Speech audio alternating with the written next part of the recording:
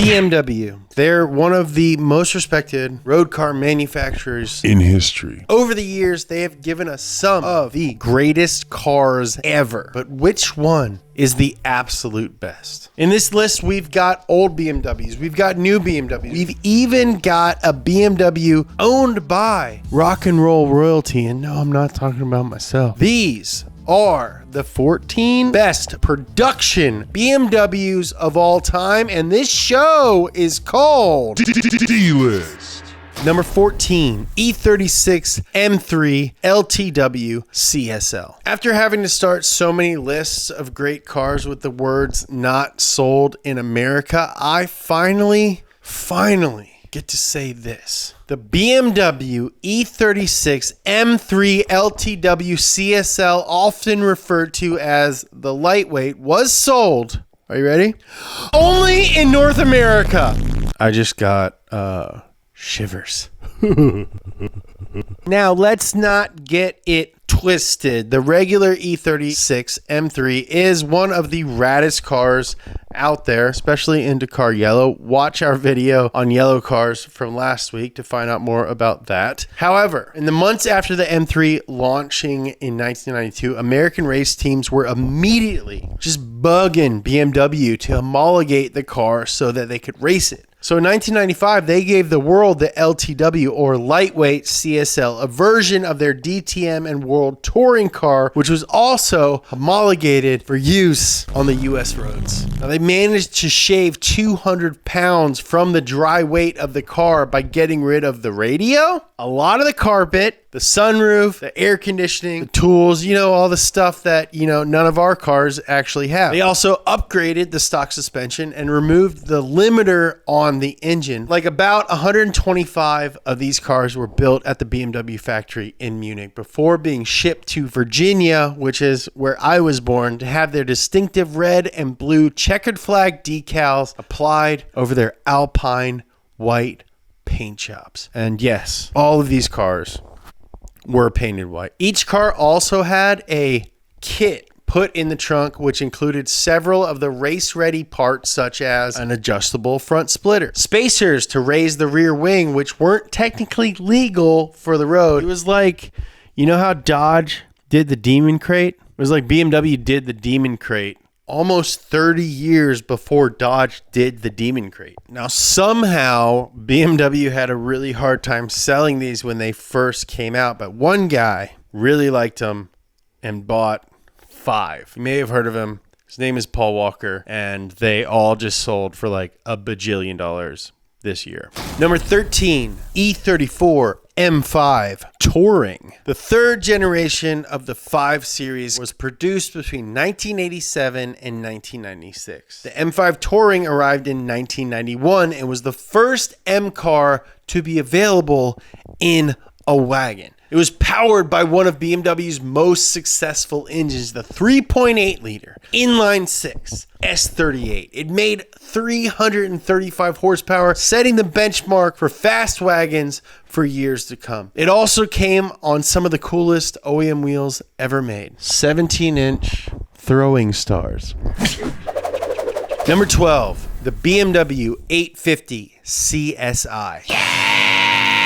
In 2018, BMW brought us the new 8 Series, the first 8 Series since the original 8 Series back in 1990. Now, the original E31 was BMW's attempt to corner the Grand Tourer market. BMW's in Germany, so is the Autobahn. What is a Grand Tourer? Grand Tourer is a car that you can drive 130 miles an hour very comfortably, and they spent close to $1 billion on R&D and pioneered the use of CAD software in car design, which is very impressive. And the results were amazing. The E31 is one of the coolest looking cars ever. It had very low drag and a really cool, one of my favorite design features of any car, no B-pillar. You got your A-pillar here, you got your C-pillar back here. You need one if you got a roof. Then a lot of cars got this one boy in the middle, just like messing up the flow, but you keep this boy open. It's just like, whew. But I'm willing to bet that people weren't buying this car for its looks as much as what was under the hood, because the E31 was available with 2 engine specs, either a V8 or a V12. Now that V12, by the way, was an earlier version of the engine that ended up going into the McLaren F1. It's a freaking great motor. Number 11, the Z3M Coupe. Now the Z3M was another first for BMW, their first fully convertible M car. Though it's not officially an M car, but an M variant of a standard car. Nevertheless, came with a lot of tasty extras and upgrades, usually reserved for the M's. But BMW's Pièce de la Résistance wasn't the Z3M, but the Z3M Coupe. The Coupe Z3M was given a controversial, to say the least, shooting brake design, which really divided opinion. You either love it or you hate it. Personally, I love it. I think it's one of the best, coolest looking cars ever. I want one so bad. The other day, we were driving and my girlfriend was like, "What is that ugly, dumb car? I bet you like it." And I was like, "Yeah, babe, I really, really love it. They call it a clown shoe." And she was like, "Yeah, it makes sense. It looks like a shoe of a clown." Now, I love this car because it's such a weird business decision for BMW. I mean, they basically took all the good stuff from their M3s and put it into a much smaller car. I mean, it's tiny. BMW, I want to thank you for being so freaking weird and awesome. Number 10, the E39 M5. Where previous M cars had put full focus on performance, the E39 BMW made an effort to mix performance and luxury in a way that they had never done before. It took BMW into the 21st century and set the benchmark for M cars moving forward. The E39 M5 was the first to be powered by the S62, a 4.9 liter V8 capable of producing 394 horsepower with the help of Vanos. Vanos stood for variable Nackenwellensteuerung and meant that the cam timing could be adjusted by the engine depending on the performance required by the driver. It's basically VTEC for BMWs, and it was a game changer when it came out. Interestingly, the E39 M5 never came as a wagon, which I think is a huge mistake, but that didn't matter all that much because tuning company Alpina would make you an E39 B10 wagon. Number 9, the number 9, BMW M2 CS. Now, when the M2 launched in 2016, it was a revelation. Where in recent years, the M3 had grown to the size of, a 5 Series, the M2 was a tiny two-door coupe. The new for 2012 M2 CS has taken that one step further, borrowing the larger inline-six from the M4 CS. 444 horsepower with 406 pound-feet of torque with either a 6-speed manual or a 7-speed dual-clutch auto. It's not like a DSG. It's based on a manual transmission, so when you put it in neutral, it rolls. There's no torque converter. It's like as close to like an electronic manual as anyone has ever been. It's phenomenal. What's so cool about the M2 CS for me is the fact that we have a very tiny car with tons of horsepower and a huge focus on handling. It's awesome.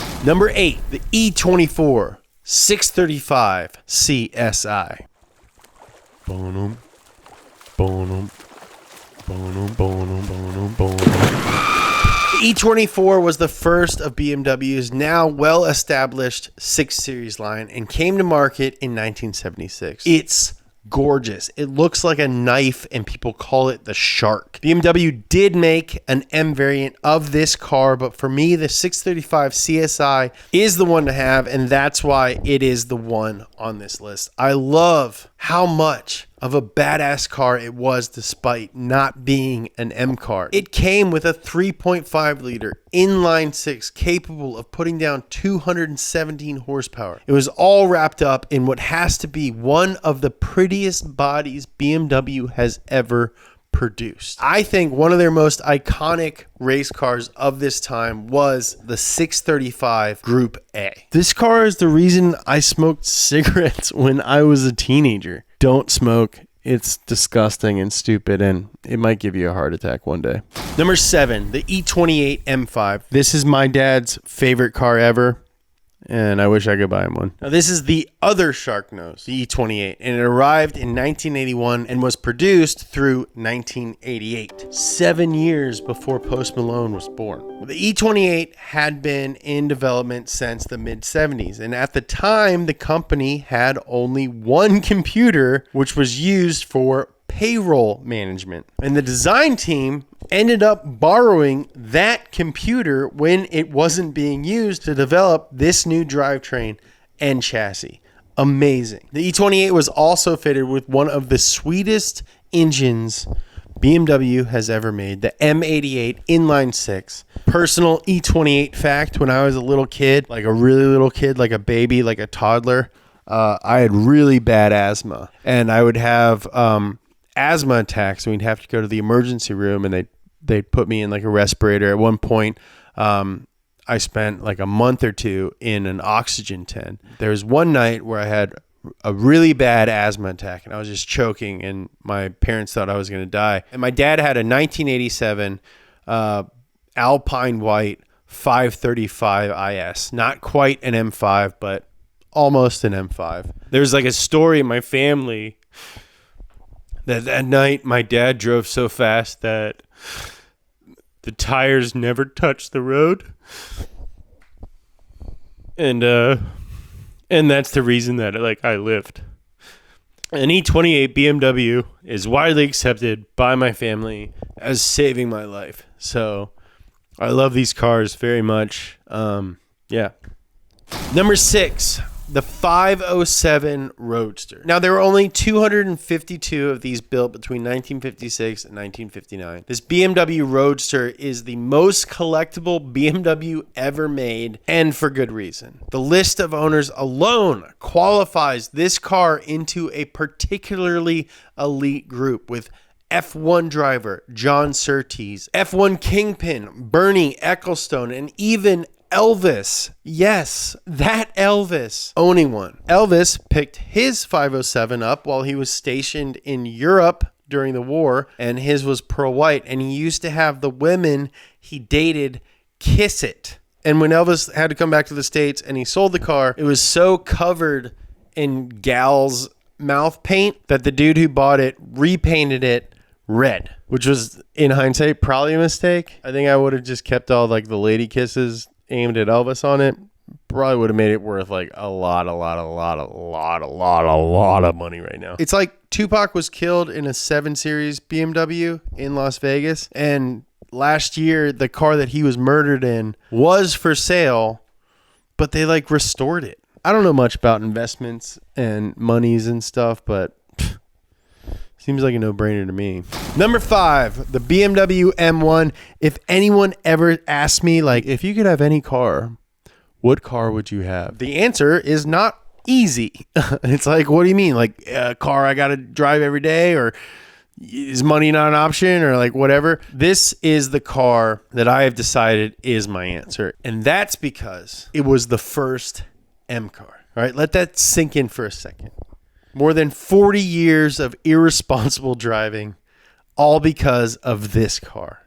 And did I mention that it has the engine in the middle? Because BMW decided to go freaking insane in the 70s. Initially, it was built by Lamborghini before they went bankrupt back then. Basically, by the time that Lamborghini finished the cars, Group 5 wasn't a thing anymore. So what did BMW do? They started their own race series. That's what they did. And it only had BMW M1s in it. It was called the Pro Car Series, and it was basically the opening act before F1 Grand Prix races in 1979. And basically, they took the top 10 Formula One drivers and also a handful of other racers and just rich guys. And the morning before the F1 race, they would all race in BMW M1s. That's insane, dude. Those guys are insured for like $56 million. They're just going to put them in a stock car and have them bump doors with some freaking up-and-comer and like a rich dude? Absurd. Number 4, the E46 M3 GTR. Now, the E46 M3 is one of the best cars ever made, in my opinion, and the M3 CSL is a better version of that. Both are phenomenal, both worthy of a spot on this list, but the E46 spot on the list of best production BMWs of all time goes to, well, listen to this car. Now you might be like, what? James, that's a racing prototype. That's not a production car. Well, I'm here to say that you're dead wrong, pal. You're dead freaking wrong. That's right. BMW was not content with having made one of the greatest sports cars of all time with the inline 6-powered E46 M3. BMW actually developed M3. And in order to race it, they had to produce road cars. BMW had to make only 10 GTR road cars for homologation, but allegedly only ended up making 6 and only actually selling 3. And the MSRP was €250,000. The road car got the 4-liter V8, which had been developed just for the GTR, and it kept many of the racing engine features like dry sump, had the same transmission, had the same diff, and was only very slightly detuned down to 382 horsepower for the road. And thanks to all that power and a lot of weight saving through the use of carbon fiber, the GTR road car had a top speed of 183 miles per hour. Today, it's a unicorn, and I know that it's a stretch to put it on a list of production cars, but on paper, it totally qualifies. So, boom. Number 3, the 2002 Turbo. Coming in at number 3 is one of the first cars to ever use turbo technology, and sort of like a shot in the face for anybody who was pissed off when the M3 became turbo. It's like forced induction is part of BMW's history. So now the BMW 2002 is an icon and really launched a lot of what we think of as BMW these days. People loved it, but what do people always want? More power, baby! Hey man, good to see you. Thanks for coming out. Thank you. I'm a fan. I'm excited about your new show. And because people wanted more power, baby, BMW decided to fit something that had been kicking around the workshop since their airplane manufacturing days. Turbo power, baby. This little rocket ship of a car produced 170 horsepower and 177 pound-feet of Turks. But unfortunately, because of the oil crisis in the 70s and primitive turbo technology, it ate a lot of gas. So while everyone wanted one, nobody could afford to have one. So only 1,672 were ever made. One of the best looking turbo fonts. I might get that tattooed above my heart, honestly. I've been thinking about a heart attack tattoo, and they even printed it backwards on the front of the car so you could see it coming. And I'm going to do it backwards, so every day when I look in the mirror, it's like, oh, yeah, dog, turbo. Let's do it. Number 2, and honestly, when we started thinking of this list, this one was definitely number 1, but it is number 2, so I think you're going to be surprised at number 1, but not mad at us. The E30 M3. Now, you could literally not have a list of BMWs without mentioning the car that, in my opinion, literally made BMW. The OG, original Gerschankensfeld M3. Now, as a follow-up to the E21 3 Series, which gave us the 320 Turbo, one of the raddest racing BMWs ever made, the E30 platform had a lot to live up to when it was released in 1982. And let's just say it did. The standard E30 platform is phenomenal, but when the M3 came out in 1986, a year after I was born, 9 years before Post Malone was born, it changed everything, not just for BMW, but for small race cars in general. The M3 was BMW's road-going homologation special for racing, and it shared basically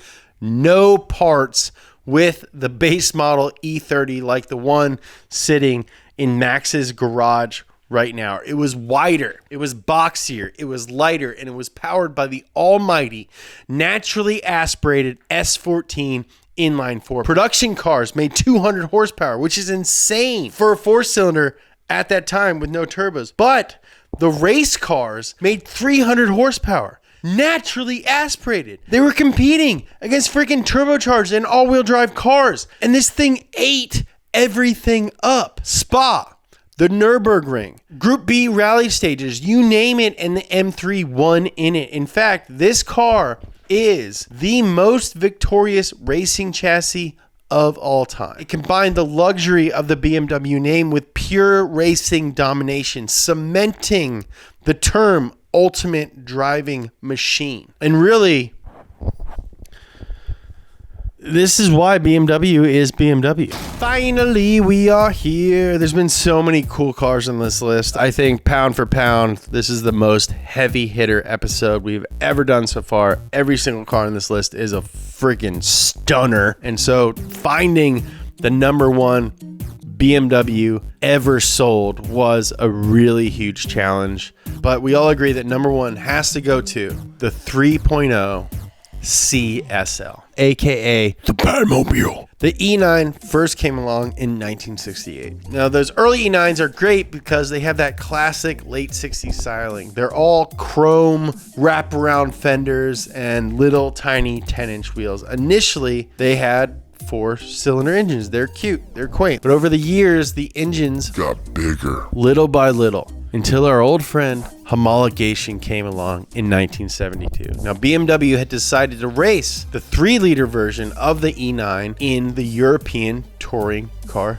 Championships. 1,265 CSLs, the L standing for lightweight, were built in 1972. Designers used thinner steel on the body. The doors were aluminum. The windows were plexiglass. Practically all the trim was stripped from the car, including the soundproofing. Sadly, we never got the CSL in the States, but I mean, if you can afford to buy one, you can afford to import one. Finally, in 1973, the Ultimate 3.0 was homologated and a huge front air dam. The front fenders were huge and the rear spoiler was huge. Very similar to the E36, the rear spoiler wasn't fitted to the car from the factory, but it was left in the trunk for home installation because they were illegal. And on the track, it literally cleaned up. They went on to completely dominate the Group 2 Touring Car Championship all over Europe. If the E30 M3 is the reason that BMW is BMW right now, the 3.0 CSL is the reason that BMW felt confident enough to make the E30 M3. This is one of the coolest cars ever built, and that's why I have dubbed it the coolest BMW ever made. This list is very close to me. I know that I missed a lot of the ones that you guys think should be on here. Go easy on me, but I can't wait to talk to you about them in the comments. And I'm sure there'll be another episode on BMWs on the D list. Thanks so much for watching this episode and everything else that we do on Donut. We really love this. And the fact that you guys watch this and care so much about it allows us to make more videos. This is as much yours as it is ours. Make sure you subscribe to our channel because we do really, truly make this stuff for you. Hit the bell icon so that you'll know when we release new stuff. We have a new video. I'm not even exaggerating at all. This is not hyperbolic. Every single day. Follow Donut across social media at Donut Media so you don't miss anything. Follow me at James Pumphrey. I love you guys very much. Thanks for making this my job.